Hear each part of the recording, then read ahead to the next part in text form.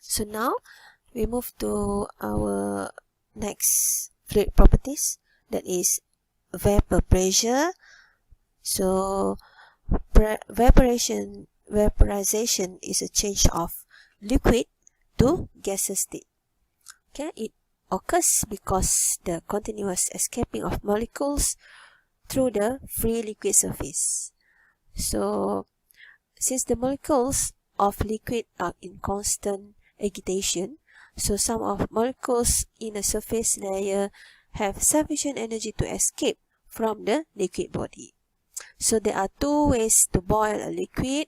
First, when we're having the high temperature with the fixed pressure, and the second one when having low temperature while the local pressure reduced to vapor pressure. So the next fluid properties is viscosity. So it represents the internal resistance of fluid to motion, meaning it is the resistance to deformation. So this is due to internal friction force that develop between different layers of fluid as they are forced to move relative to each other. Okay, so this is dynamic viscosity, symbol mu. So it defined as the shear force per unit area. Okay, so shear force is symbolized as tau. So this is the formula: shear stress tau over the velocity gradient. Okay, mu equal to tau over the velocity gradient. So when you rearrange the tau at the left side, so it become mu with the shear stress over the velocity gradient. Okay, so the unit for mu is Pascal second or Newton second per meter square, whereas the dimension is m L negative 1 T negative 1. So it have all the MLT component in this formula, in this fluid dynamic viscosity. And then we have kinematic viscosity. So it defined as the ratio of dynamic viscosity to the mass density rho. So this is the symbol, we call it okay, like a V, tapi dia italic V, equal to the mu, okay, viscosity, dynamic viscosity over the density rho. So the unit is meter square over second, and the dimension is LT T negative 1. So the viscosity, kinematic viscosity for water is 1.14 exponent negative 6 meter square per second. So this is given. Dalam soalan kalau dia tak bagi the kinematic viscosity for water, so definitely you kena ingat this figure and mesti guna yang ni. Unless dia bagi different value for the kinematic viscosity, so you guna value yang dia bagi dalam soalan. And then viscosity in gases and liquids. So we have two different phase. We have gases and liquids. So for gases, we have the viscosity is due to the intermolecular collision, whereas for liquid, we have intermolecular cohesion. So what is the difference between these two? So in the gases, when the temperature increase, the collision may increase. Therefore, the viscosity may increase. Whereas in liquid, when the temperature increase, the cohesion is weakened, whereas the viscosity may decrease. So this is the graph of relationship between the absolute viscosity mu against the temperature. So we have different types of fluid here. For example, we have glycerin, okay, crude oil, mercury, okay, and then this is how we can look at the difference between their absolute viscosity. So this table is the variation of some properties of water with temperature. So it is given the temperature of water with various temperature 0 until 100 degrees Celsius. So they are given the density of the water, okay, rho, and then the dynamic viscosity mu, and then the kinematic viscosity v, the surface tension sigma, and then the vapor pressure, that is the pressure over rho g, and the bulk modulus elasticity, that is k. So these 6 fluid properties values can be obtained from this table when being asking on the difference temperature. For example, when you want to determine the like dynamic viscosity mu for the temperature of 40, so you look into this table, okay, dynamic viscosity, and then you look for 40 degrees Celsius. So the mu is 0.656 kg per meter second. So this is how you use this table. So normally this table will be given in your appendix, so you can refer, and please make sure you have the correct value for each of these properties. So now I would like to explain on the Newton's law of viscosity. So when the fluid is static, there is no shear stress. However, when shear stress are developed when the fluid is in motion. So as we can see from this figure, it is layers of fluids and on the solid boundaries. So this graph represents the velocity of the fluid layers increase as the distance from the solid boundaries is increased. Meaning, the molecule of fluid that further away from the boundaries may have lesser shear stress as compared to the molecule of fluid nearer to the boundaries. Therefore, the velocity of the fluid molecules that further from the boundaries is higher as compared to the velocity of molecules that near to the boundaries. So, consider the A, B, C, D represent an element in a fluid with thickness of S.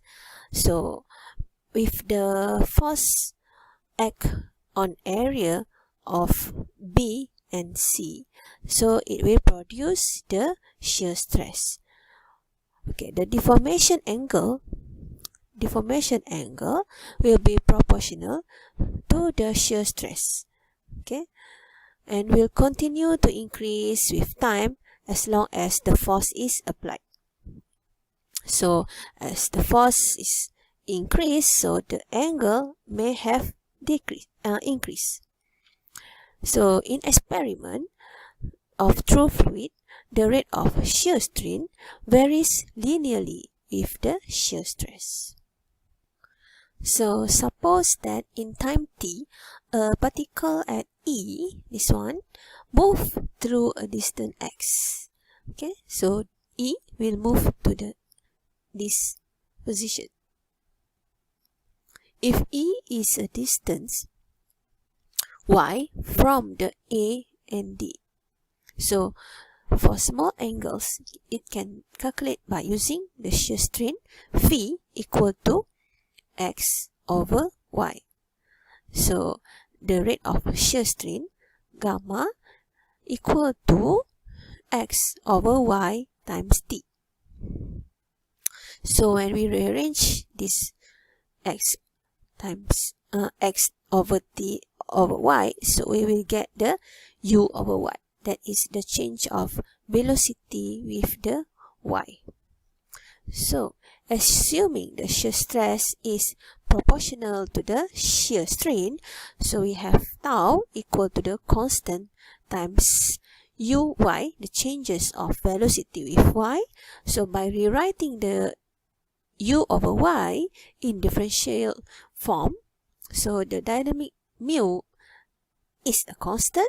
So therefore, we will have tau equal to mu times differential of v over y.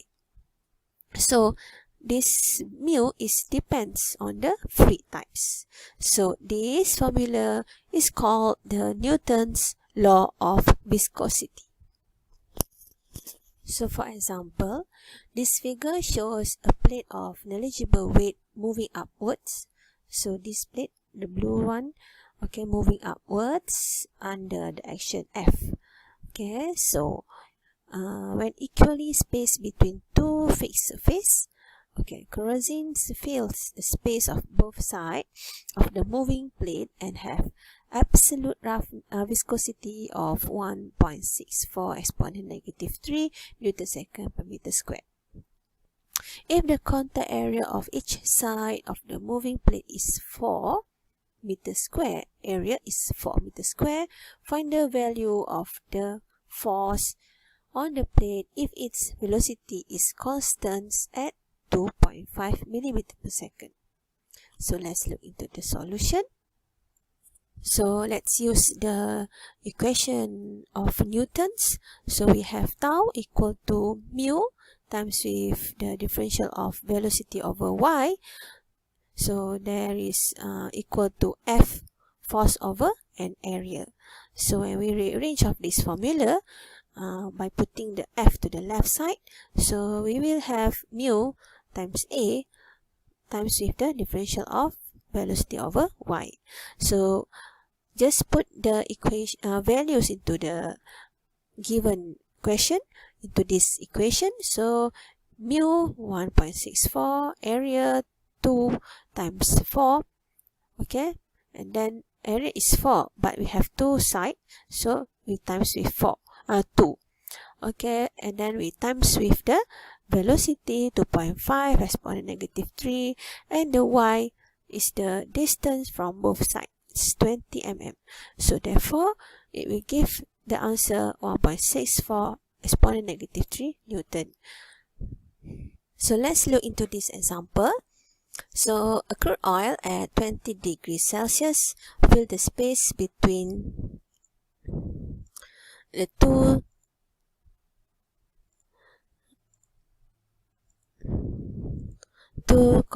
concentric cylinders of diameters 150 mm and 156 mm.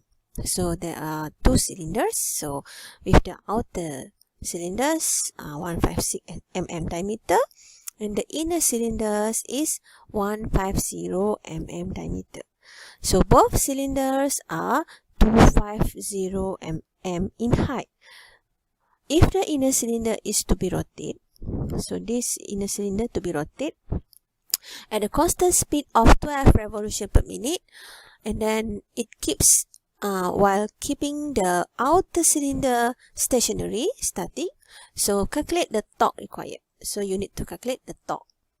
So given the fluid properties of Sg 0.86 and the viscosity, kinematic viscosity V, like this, okay, is 8.35 exponent negative 6. So how to solve this? So as you are given the Sg for the crude oil, so you know that the Sg formula is density of oil, the substance, over density of water. So therefore, we understood that the density of water, even it is not given, but we can take directly that density of water is 1000 kilogram per meter cube. And then we just put the Sg given 0.86 into this, and then you will get your density of oil of 860 kilogram per meter cube. Now you need to calculate the kinematic viscosity equal to dynamic viscosity over the density of oil. Alright, so it is given the kinematic viscosity, the question, kinematic is 8.35, so you just put kinematic viscosity into this formula, and density of is 60, so you will get 7.181 as 0.3, the mu for the oil. Alright, so now you are given the radius of the inner cylinder that rotate. So you need to calculate you are given the diameter, so you need to get the radius by divide by 2, so you will get 0.0775. Now you need to calculate the linear velocity, but you are given the revolution per minute, so the angular velocity, so you times with 2 pi over 60, you get the 2 pi over 5 radian per second. Therefore, to convert into the linear velocity, you need to times with the radius. So 2 pi over 5 times with the radius, so you will have your linear velocity of 0.0942. So for the distance, the difference of the distance from the static boundary to the moving boundary, meaning from the outer cylinder to the inner cylinder. So you just minus with this 2 diameter, and then you only one side of y, so you just divide by 2, so you will have the dy is 0.003. So how about the area? So for inner area, as we can see, it convert into this square. So 2 pi r times h, you will get your area of 0.1178 meter square. Therefore, to calculate the force, so by using the formula of the Newton, so you already get all these values, area of the weighted, and then this dynamic viscosity, and then the velocity, and also the y direction distance. So you just put all this value into the formula, so you will get your force is 0.0265. Now to answer the question, what is the torque required? So you need to calculate by times the force times radius of the inner cylinder. So you will get 0.002 Newton meter. Alright, so this is the example, and I hope you can try this by yourself, and also this example. So that is the end of topic 1. Thank you very much.